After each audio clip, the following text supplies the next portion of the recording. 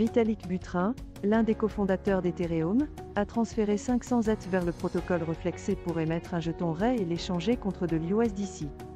Cette décision démontre son intérêt à réduire son exposition à la volatilité du marché des crypto-monnaies.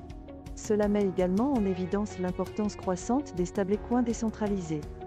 Cela montre également que même les acteurs les plus influents du secteur des crypto-monnaies profitaient du dépeg de l'USDC. Il était presque certain que le mécanisme sous-jacent conduirait au remboursement du taux d'ancrage de 1 $. Dans l'ensemble, la décision de Vitalik Buterin d'utiliser le protocole Reflexé pour créer un jeton RAI et l'échanger contre l'USDC témoigne de l'importance croissante des stablecoins décentralisés. Cela met également en évidence le savoir-faire de Buterin, qui a réussi à capitaliser sur la baisse de l'USDC et à réduire son exposition à la volatilité du marché des crypto-monnaies. Cette décision devrait inspirer d'autres investisseurs dans l'espace cryptographique et montre que même les acteurs les plus expérimentés du secteur peuvent toujours bénéficier des conditions du marché.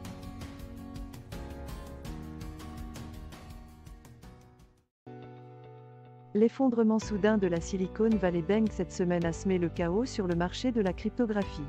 Cela a également provoqué une ruée de la part des régulateurs et des responsables de la Réserve fédérale pour empêcher que cela ne se transforme en véritable crise financière. Chain Japan CZ-Zhao et Elon Musk ont tous deux fait allusion à la possibilité de racheter la Silicon Valley Bank, mais aucun autre détail n'a été fourni. Cela fait suite à la faillite de Silvergate Bank plus tôt cette semaine, provoquée par des retraits de clients auprès de FTX l'année dernière. Certains acteurs de l'industrie de la cryptographie pensent que les États-Unis tentent d'étouffer cette technologie par le biais de l'opération Choke.2.0. La récente faillite de la Silicon Valley Bank a semé le chaos sur le marché de la cryptographie, alors que les régulateurs et les responsables de la Réserve fédérale tentent d'empêcher une véritable crise financière.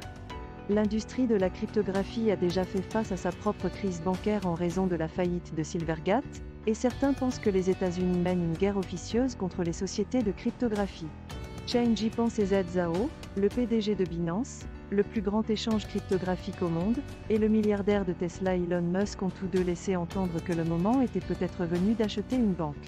CZ a suggéré que Binance pourrait potentiellement acheter une banque pour relier la finance traditionnelle à la cryptographie, tandis que Musk s'est dit ouvert à l'idée que Twitter achète la Silicon Valley Bank.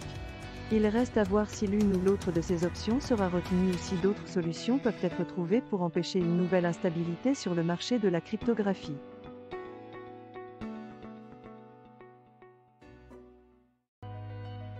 Matt Hamilton, ancien directeur des relations avec les développeurs chez Ripple, a noté que XRP Ledger était la première blockchain à prendre en charge les stablecoins. Maintenant, ils sont communément appelés comme tels. Il a souligné que sur XRPL, ils sont appelés instruments U, c'est-à-dire titres de créance. Le changement dans la façon dont ils étaient perçus est survenu avec l'arrivée d'Ethereum. Hamilton a conclu en faisant remarquer que Circle, émetteur de l'un des plus importants stablecoins, l'USDC, détenait certaines de ses réserves de plusieurs milliards de dollars, directement à la Silicon Valley Bank. Cet article donne un aperçu intéressant du développement des stablecoins et de leur évolution au fil du temps. Le point de vue de Matt Hamilton en tant qu'ancien directeur des relations avec les développeurs chez Ripple offre une perspective unique sur le sujet et mérite d'être pris en compte.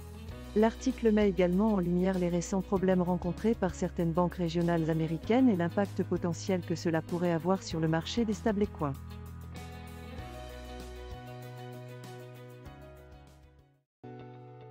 Peter Schiff, PDG d'EuroPacific Capital, a vivement critiqué Bitcoin. Il prévoit une forte baisse de sa valeur, laissant entendre qu'elle pourrait descendre en dessous de 4 000 $. Schiff exhorte les investisseurs à vendre du Bitcoin et à acheter de l'or à la place, affirmant que le Bitcoin n'a aucune valeur réelle et qu'il s'agit d'un actif spéculatif. Malgré les prévisions négatives de Schiff, le Bitcoin a fait preuve de résilience et a continué de rebondir après les fluctuations de prix. Reste à savoir si la dernière prédiction de Schiff se réalisera. Cet article traite de la prédiction de Peter Schiff selon laquelle le prix du Bitcoin tombera bientôt en dessous de 4 000 $. Schiff critique vivement le Bitcoin depuis des années et continue d'exhorter les investisseurs à éviter la plus grande crypto-monnaie. Malgré la prédiction baissière de Schiff, le Bitcoin a toujours réussi à rebondir après d'importantes fluctuations de prix, ce qui suggère qu'il s'agit d'un actif résilient. Reste à savoir si la dernière prédiction de Schiff se réalisera.